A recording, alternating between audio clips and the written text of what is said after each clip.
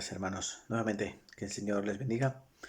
Nos volvemos a encontrar para meditar en un versículo de la Biblia. Quiero que me acompañéis en esta ocasión a Hechos, capítulo 2, versículo 42. Hechos, capítulo 2, versículo 42. Os voy a leer. Dice así la palabra del Señor. Y perseveraban en la doctrina de los apóstoles, en la comunión unos con otros, en el partimiento del pan y en las oraciones. Y versículo 47 también vamos a leer. Alabando a Dios y teniendo favor con todo el pueblo, y el Señor añadía cada día a la iglesia los que habían de ser salvos. Hasta aquí.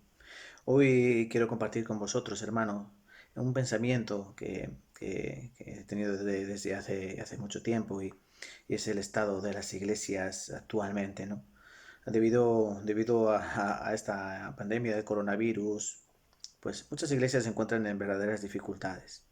He escuchado de algunas iglesias evangélicas que han llegado a cerrar por la muerte de los pastores de COVID-19 y otras muchas iglesias pues se encuentran en dificultades para sostenerse económicamente debido a que muchas personas han perdido su trabajo y también el miedo de los hermanos de congregarse para no contagiarse.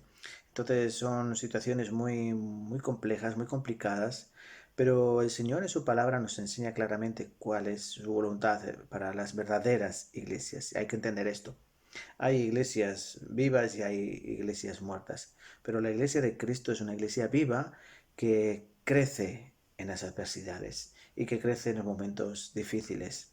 Y es ahí donde yo quiero meditar en estos versículos, aprendiendo de la primera iglesia, la iglesia de Jerusalén, que nos debe de servir como ejemplo a las demás iglesias locales. Recordemos que Iglesia de Cristo es solo una, pero estamos repartidas, el cuerpo de Cristo está dividido en partes, estamos divididos en iglesias locales, da igual denominación, siempre y cuando tengamos la fe y la esperanza en nuestro Señor y Salvador Jesucristo. Os voy a volver a leer el versículo 42 de este capítulo 2 de Hechos. Y perseveraban en la doctrina de los apóstoles, en la comunión unos con otros, en el partimiento del pan y en las oraciones. ¿Qué es esto? Esto nos tiene que enseñar a todas las demás iglesias, aprendiendo de esta primera, que nosotros tenemos que perseverar en muchas cosas, pero principalmente en lo que tenemos que perseverar es en tres cosas. Uno, la doctrina de los apóstoles. Perseveraban en la doctrina de los apóstoles. ¿Qué es la doctrina de los apóstoles? La doctrina de los apóstoles no es otra cosa que la enseñanza de Jesucristo. Las enseñanzas que el Maestro, que el Mesías les había dejado a esos discípulos. Recordamos Mateo capítulo 28, ¿verdad? La gran comisión. En los últimos versículos Jesucristo les encomienda: id por todo el mundo y predicad el Evangelio. Haced discípulos, ¿no?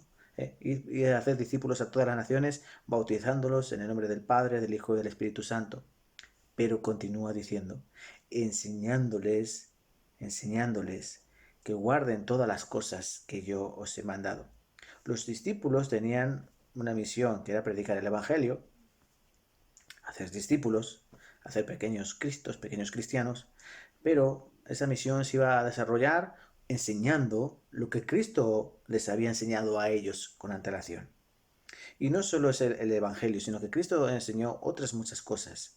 Jesucristo enseñó acerca de, por ejemplo, el ayuno, enseñó acerca del divorcio, enseñó acerca de las ofrendas, enseñó acerca del perdón de los pecados, al prójimo me refiero, el perdón a mi hermano, nos enseñó acerca de las bienaventuranzas, enseñó muchas cosas a los discípulos.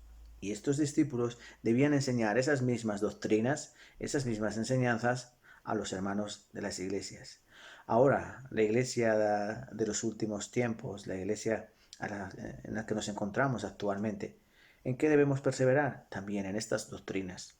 Todas las iglesias cristianas verdaderas tienen que aprender las doctrinas básicas del cristianismo, las doctrinas básicas. Por eso, una iglesia se caracteriza en que participa de la doctrina de los apóstoles, en que el púlpito está en el medio. Hay muchas congregaciones que tienen púlpitos muy grandes, pero están llenos de baterías de tambor, guitarras, piano, violines, toda clase de instrumentos, pero el púlpito es muy pequeño y a un lado. Las iglesias verdaderas tienen un púlpito grande en medio, ¿Qué quiere decir? Que ahí se predica la palabra con amplitud y con un gran corazón.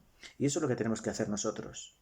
Perseverar en la doctrina, aprender cada miércoles, cada domingo y siempre que tengamos ocasión, aprender de las doctrinas de los apóstoles, que no son otra cosa que las enseñanzas de nuestro Señor Jesucristo.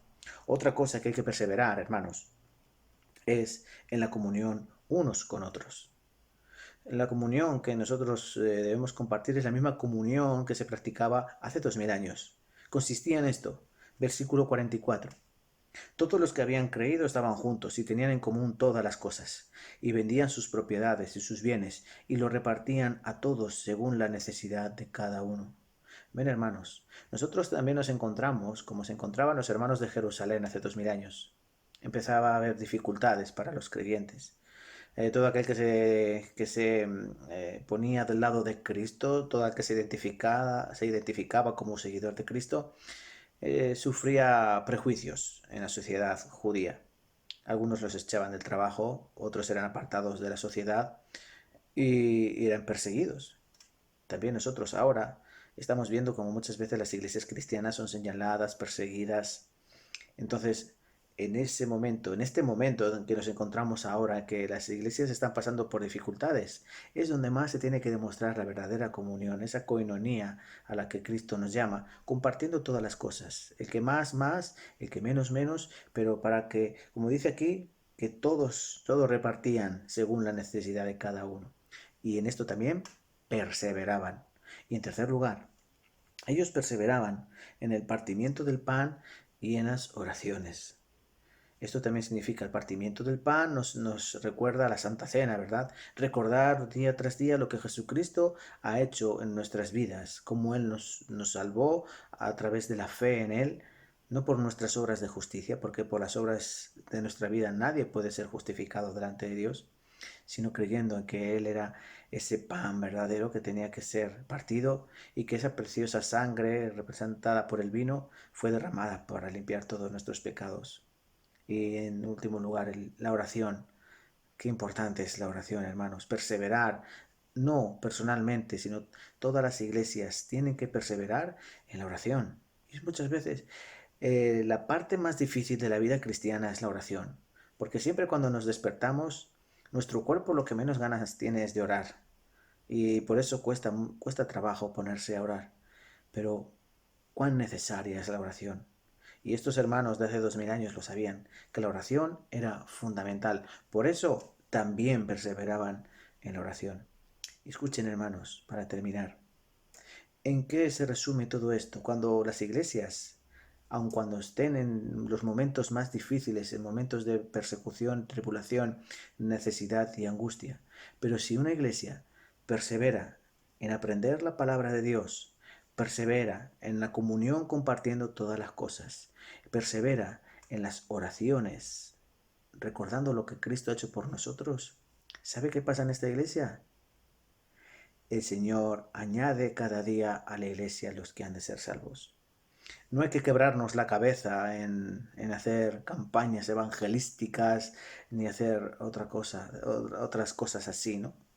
Es cierto que nos tenemos que preocupar por predicar el Evangelio, pero créanme, cuando una iglesia local es madura y todos sus miembros, todos, porque aquí dice la palabra todos, cuando todos perseveran en aprender, cuando todos perseveran en compartir las cosas que tienen en comunión, cuando todos perseveran en la oración, cuando tienen estas cosas, Dios trae a sus hijos para llevarlos a esta iglesia, porque sabe que es una buena iglesia que cuidará bien de los hijos de Dios. Entonces, hermanos, animándoles a todas las iglesias de España a que no de forma individual, sino de forma grupal, todas las iglesias se comprometan a perseverar en estas cosas. Mucho ánimo, hermanos, y hoy os dejo aquí, ¿vale? Que el Señor os bendiga y nos vemos pronto. Hasta luego.